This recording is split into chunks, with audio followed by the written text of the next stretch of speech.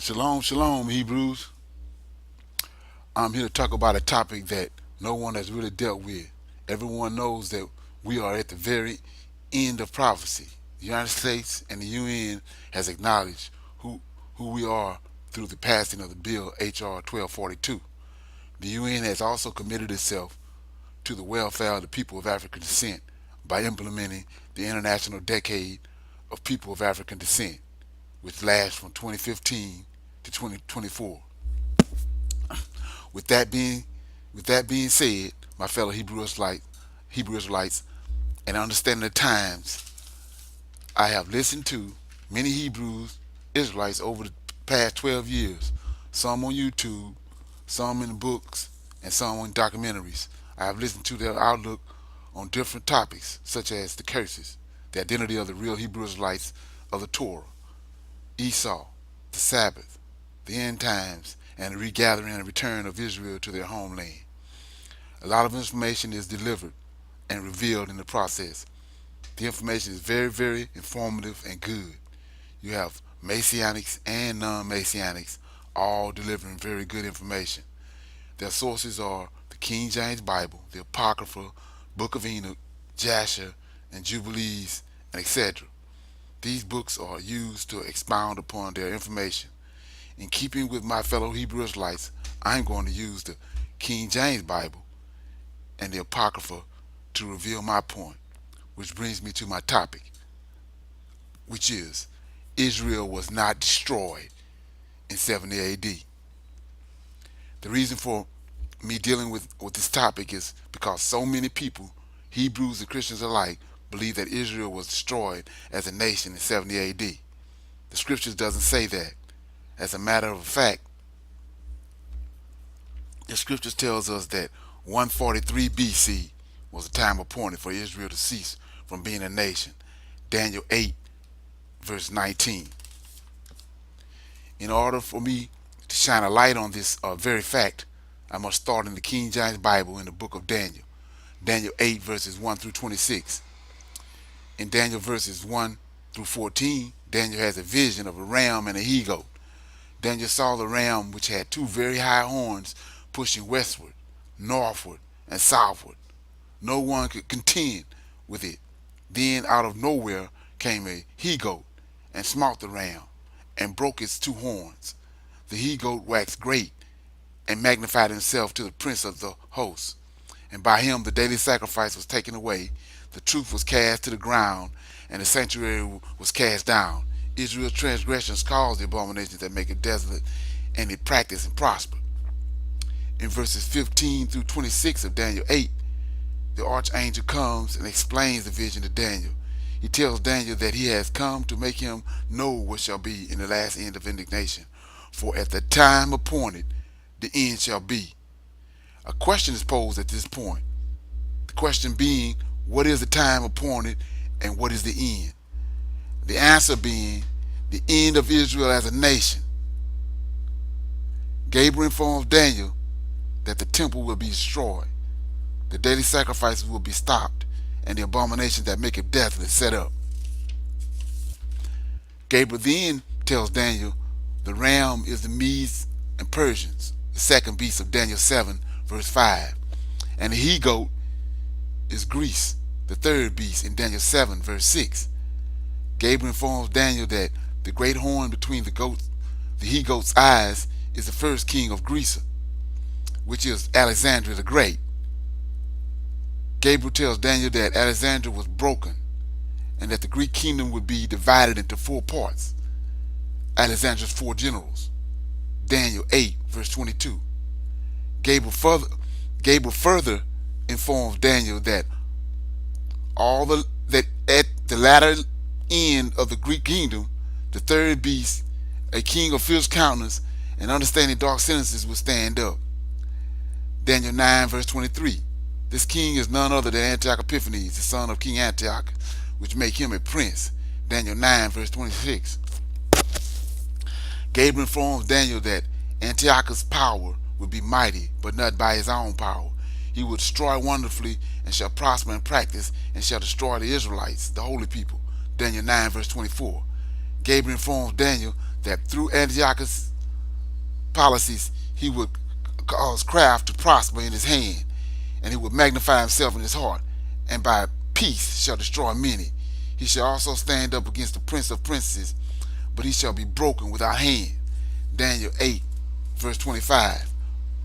Once Gabriel informs Daniel that Israel will be destroyed and cease to exist as a nation by the hands of the Greeks and Antioch Epiphanes, the third beast of Daniel 7, verse 6, Daniel was alarmed, and he began to pray and make supplications with fasting and sackcloth and ashes.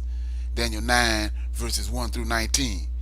While Daniel was speaking and praying and confessing his sins and the sins of Israel, Gabriel appeared to him again and informed him that 70 weeks of years are determined upon the people of Israel and upon the holy city Jerusalem, to finish the transgressions and to make an end of sin and to make reconciliation for the iniquity and to bring in everlasting righteousness and to seal up the vision and the prophecy and anoint the most holy. Daniel 9, verse 20 through 24. Remember now, Israelites, that Daniel and Israel are still in captivity in Babylon because of their sins. They are getting ready to be released from Babylon to return to the land of Israel to rebuild the temple. Therefore, Gabriel is letting Daniel know in Daniel 9, verse 24, that 490 years is determined upon Jerusalem.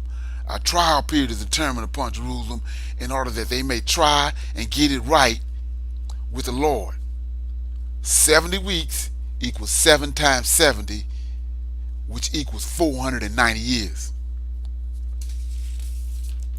In Daniel 9, verse 25, Gabriel informs Daniel that Cyrus, the Persian, will give the commandment, the proclamation for Israel to return to the land and rebuild the temple.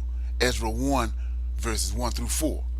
In the same verse, 9, verse 25 of Daniel, Gabriel lets Daniel know that from the Messiah, which is Zerubbabel, the prince of Judah, who is also out of the lineage of David, Ezra 1, verse 8, Sheshbazzar is Zerubbabel's captive name.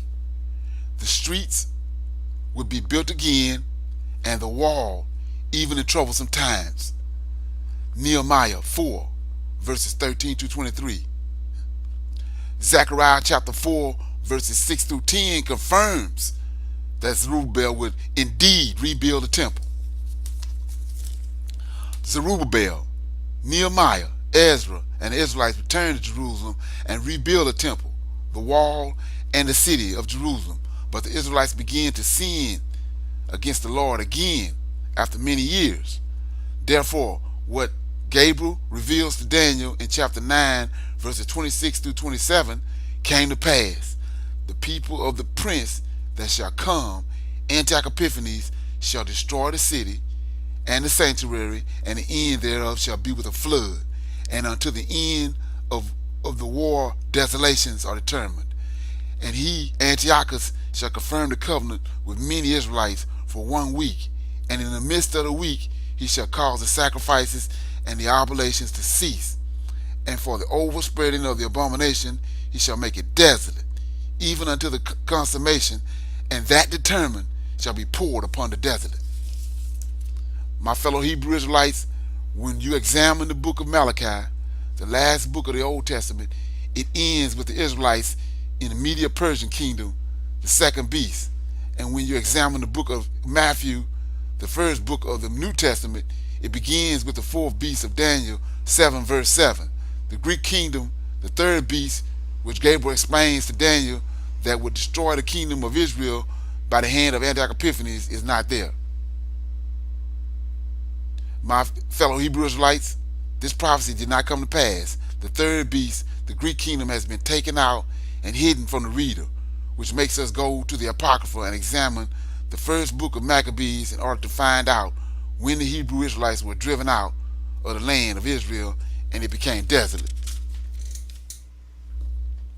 In 1 Maccabees chapter 1, verse 1, it states, "It came to pass after Alexander of Macedon, son of Philip, who came from the land of Chittim, had utterly defeated Darius, the king of the Medes and Persians, that he reigned in his stead as he had before reigned over Greece." Verses 6 and 7 states that afterwards Alexander fell sick and knew that he was going to die, so he called in his distinguished servants who had been brought up with him and divided his kingdom among them while he was alive, his four generals. These verses verify what Gabriel revealed to Daniel in Daniel verses 8, 9 through 25. It goes on to say in 1 Maccabees 1 verse 10 that there sprang from them a sinful shoot named Antiochus Epiphanes, the son of King Antiochus. He had been a hostage in Rome, and he became king in the 137th year of BC of the Greek kingdom. In verse 11 through 15, some of the Israelites make a treaty with Antiochus for 7 years.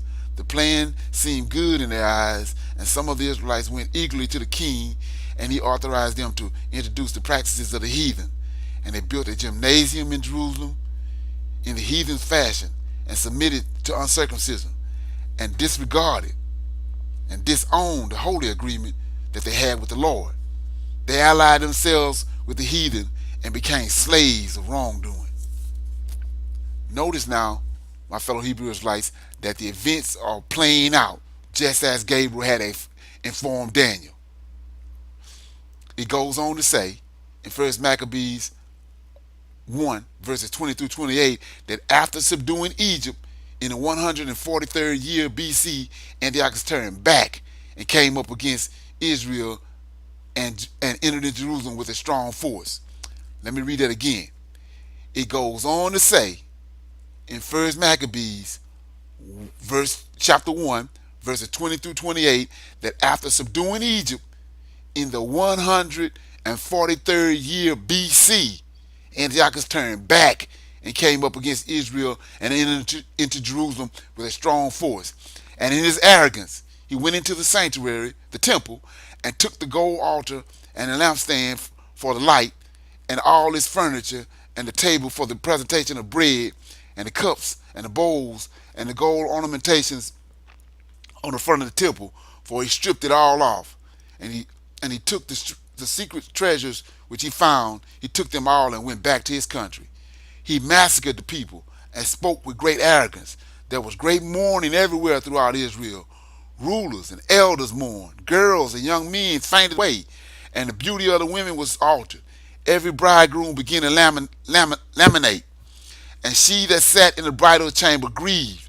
The very earth was shaken over its inhabitants, and the whole house of Jacob was covered with shame. Verses 38 states that the inhabitants of Jerusalem fled away because of the Greeks, and Jerusalem became a place where strangers lived, and Jerusalem became strange to her own offspring, and her children forsook her, fulfilling Daniel 9 verse 26 through 27 and Daniel 8 verse 25. My fellow Hebrew Israelites, we know now that Israel was destroyed in 143 BC, not in 70 AD. Antiochus Epiphanes and the Greeks brought Israel nation to an end, not the Romans. In closing, I must leave you with some food for thought, and that is, if the Greeks destroyed the Israelites in 143 BC, then who did the Romans destroy and drive out in 70 AD? Shalom, shalom, shalom.